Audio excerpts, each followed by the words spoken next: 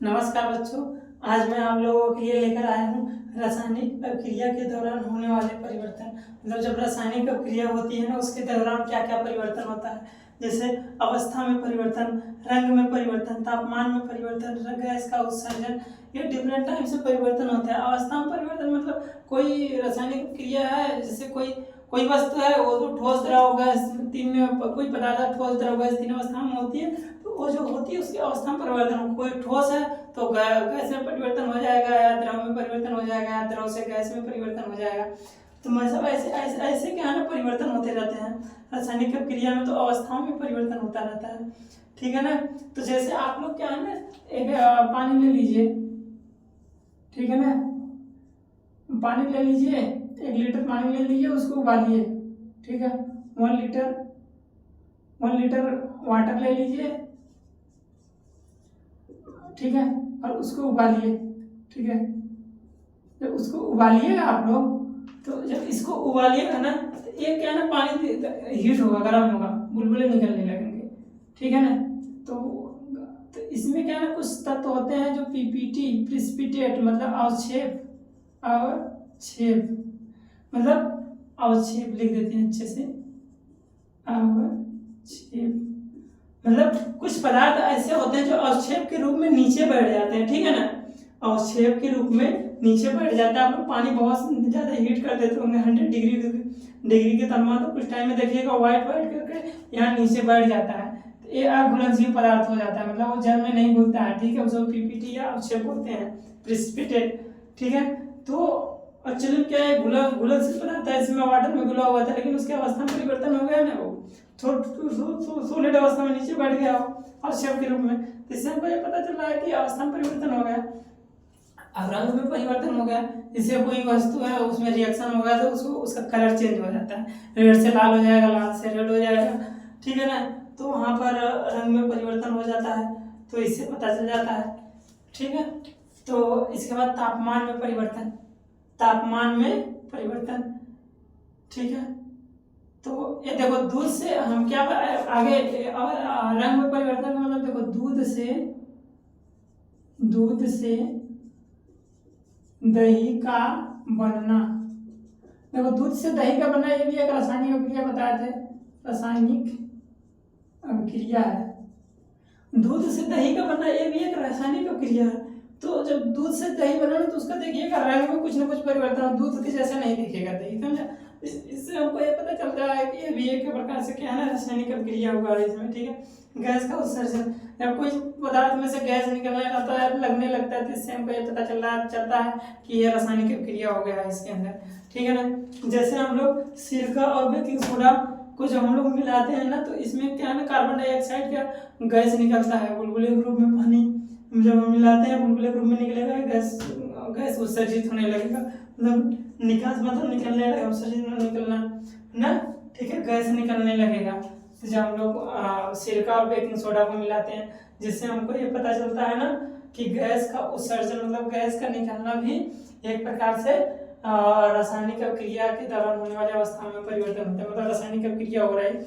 मतलब आप लोग ध्यान दीजिएगा ना कि जहाँ पर सड़े गले पदार्थ होते हैं वहाँ से गैस निकलने लगते हैं, या कोई नाले में से देखिएगा, नालियों में से गैस निकलता रहता है। जहाँ पर गाँव घर में देखिएगा गोबर होता है, जो पशुओं को से प्राप्त होता है हमको, तो जो गोबर होता है ना, उसको जो हम लोग गड्ढे में डाल देते हैं, तो उस काफ़ी टाइम बाद उसमें क्या है ना, रासायनिक अभिक्रिया अंदर होता है। तो उसको जब हम लोग जब गोबर को थोड़ा सा खोदते हैं या उसको अलग करते हैं, थोड़ा सा निकालते हैं गड्ढे में से गोबर को, तो उसमें से कुछ गैस निकलती है, ठीक है। तो उसमें से क्या है ना, कुछ गैस निकलती है, ठीक है। तो वो जो गैस निकलती है ना, मीथेन गैस होती है, ठीक है, CH4 मीथेन गैस होती है। जो मीथेन गैस होती है ना, वो भी एक प्रकार से उत्सर्जन हो रहा है, यानी कुछ रासायनिक अभिक्रिया हुआ होगा अंदर, तभी ना मीथेन गैस निकल रहा है, तभी ना गैस निकल रहा है। मतलब इससे हमको ये पता चल रहा है कि गैस का निकलना भी एक प्रकार से रासायनिक अभिक्रिया होती है, समझा। ध्यान दीजिएगा आप लोग, गैस अगर निकला समझ लीजिए रासायनिक अभिक्रिया हो रही है। तो रासायनिक अभिक्रिया के दौरान हम लोग जो है ना, डिफरेंट टाइप से परिवर्तन हम लोगों को देखने को मिलता है, ठीक है। चलो ठीक है, इतना समझ में आ गया आप लोगों को? बोलिए, जल्दी जल्दी बोलिए। नहीं समझ में आया कोई बात नहीं, अगर नहीं समझ में आएगा तो बार बार देखिएगा, इसके बाद कमेंट में कर दीजिएगा, मेरे को कमेंट वगैरह कर दीजिएगा, ठीक है, मैं आप लोगों को बता दूंगा, ठीक है।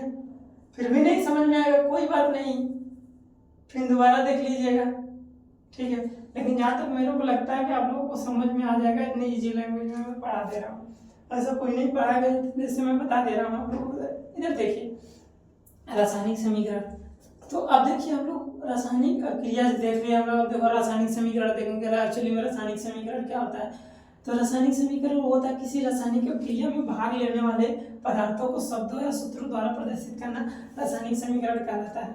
मतलब कोई रासायनिक क्रिया है, किसी रासायनिक क्रिया में भाग लेने वाले पदार्थों को शब्दों या सूत्रों द्वारा प्रदर्शित करना रासायनिक समीकरण कहलाता है। कोई रासायनिक समीकरण है और वो जो भाग ले रहा है, वो जो पदार्थ है ना, उसको शब्दों या सूत्रों द्वारा प्रदर्शित करना ही रासायनिक समीकरण कहलाता है, रासायनिक समीकरण कहलाता है, ठीक है। रासायनिक अभिक्रिया में भाग लेने वाले, ठीक है, तो रासायनिक अभिक्रिया में भाग लेने वाले पदार्थों को अभिकारक तथा बनने वाले पदार्थों को उत्पाद कहते हैं। रासायनिक अभिक्रिया में जो भाग लेते हैं ना, जैसे हम मैग्नीशियम और ऑक्सीजन भाग ले रहा है तो मैग्नीशियम ऑक्साइड बना रहे हैं, तो रासायनिक अभिक्रिया में जो भाग लेते हैं ना उसको अभिकारक कहते हैं, और जो बनते हैं उसको उत्पाद कहते हैं। मतलब जो लोग मिलके कोई चीज का निर्माण करता है ना, तो जो मिल करके निर्माण करने वाला रहता है वो अभिकारक कहलाता है, और जो बन जाता है तो वो उत्पाद कहलाता है, ठीक है।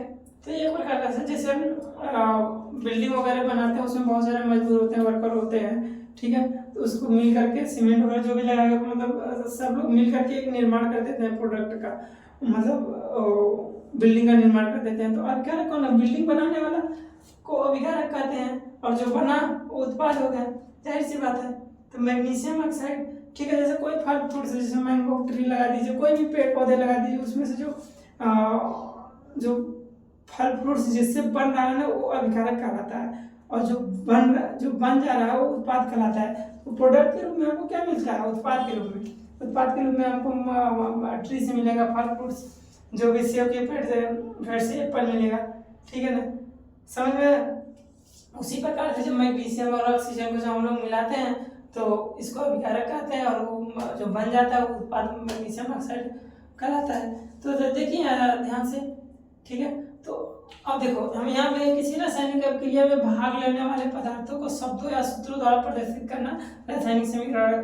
देखो शब्दों या सूत्रों द्वारा प्रदर्शित किया ना, मैग्नीशियम को Mg से लिख दिए हैं, शब्द और सूत्र दोनों है, मैग्नीशियम को Mg से भी लिखते हैं, प्लस ऑक्सीजन को O2 से मैग्नीशियम ऑक्साइड MgO, मतलब शब्दों या सूत्रों द्वारा प्रदर्शित करना, शब्दों या सूत्रों द्वारा। शब्दों देखा है, मैग्नीशियम शब्दों में लिखा है, मैग्नीशियम का सूत्र जो होता है मैग्नीशियम का Mg से डिनोट करते हैं, Mg से प्रदर्शित करते हैं, ठीक है ना। मैग्नीशियम को जो है Mg से दर्शाते हैं, और ऑक्सीजन को O2 से दर्शाते हैं। तो शब्दों या सूत्रों द्वारा प्रदर्शित करना ही क्या कहलाता है, प्रदर्शित करना ही रासायनिक समीकरण कहलाता है। शब्दों, ठीक है, मैग्नीशियम ऑक्साइड शब्द हमारा सूत्रों में हो गया मैग्नीशियम MgO, ठीक है।